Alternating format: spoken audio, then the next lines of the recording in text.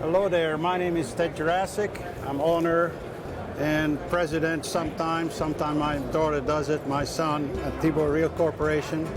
And I've been doing this a pretty long time. I'm a trained tool and die maker, so I kind of got things figured out, how to do reels and how to make parts. And we've been doing this for, I guess next year it's going to be for 35 years. And people really accept our product. And just lately checked on it, we got like 640 some odd world records on our reels.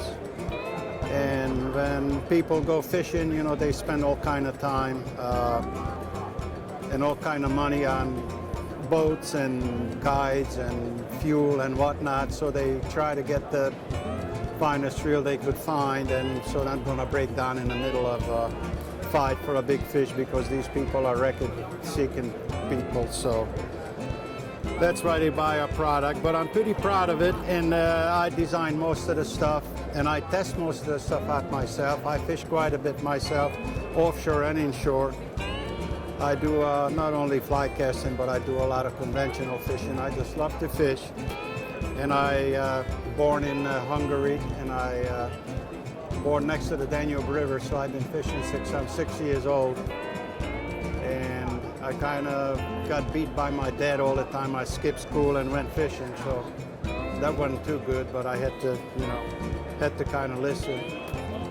And I immigrated to the U.S. in 1956, and I was 18 years old and lived in an orphanage for a while. I don't have nobody here, so I lived there about a year in Brooklyn, an orphanage, and came out of there and started working in my trade.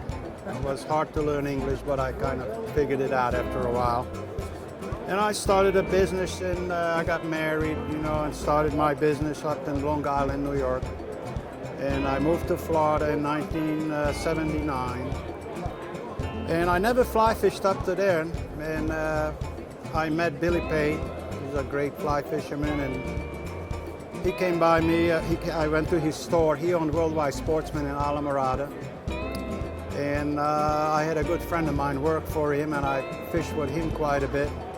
So Billy came into the store one day, and then he was kind of upset. He lost a nice big fish on one of his fly reels, you know, what he had, and he was upset over it. He didn't know why, and this friend of mine volunteered, and he says, well, that'll make you a reel which is going to work fine. You're never going to lose another fish again. And I says, well, shoot, I don't even know what a fly reel was.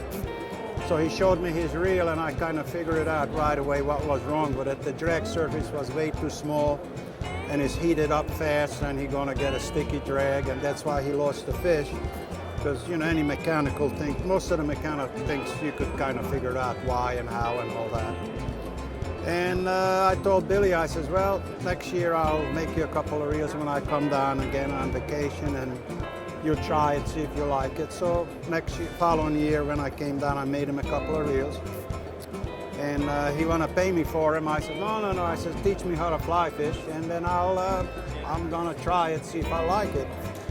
So he took me to his house and showed me how to fly cast, and I right away fell in love with it. And now he says he likes the reels so much, he says, how about make 100 of them?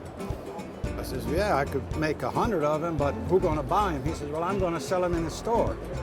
I said, okay, we got a deal. We shook a hand on it, and that's how the whole thing started in Billy Pate Fly Reel. That's how Billy Pate Fly Reel born. And I started, you know, working with Billy quite a bit, and he was a real gentleman, and everything we did was on a handshake. We don't have no kind of contract. We don't have anything like that. And later on, the more and more I learned about fly reels, I finally figured out why people using direct drive reels and why people using smoldies and trout reels and all that sort of stuff. And I had my other, you know, my tool and die business I was doing when I moved down here. I was doing it, but the real business, I did it, you know, the first 10, 15 years, I never made any money. I mean, I really never made any money on the reels, but I did it because the people involved in the fly fishing, and the people was really, really nice. You know, fly fishing people are nice people.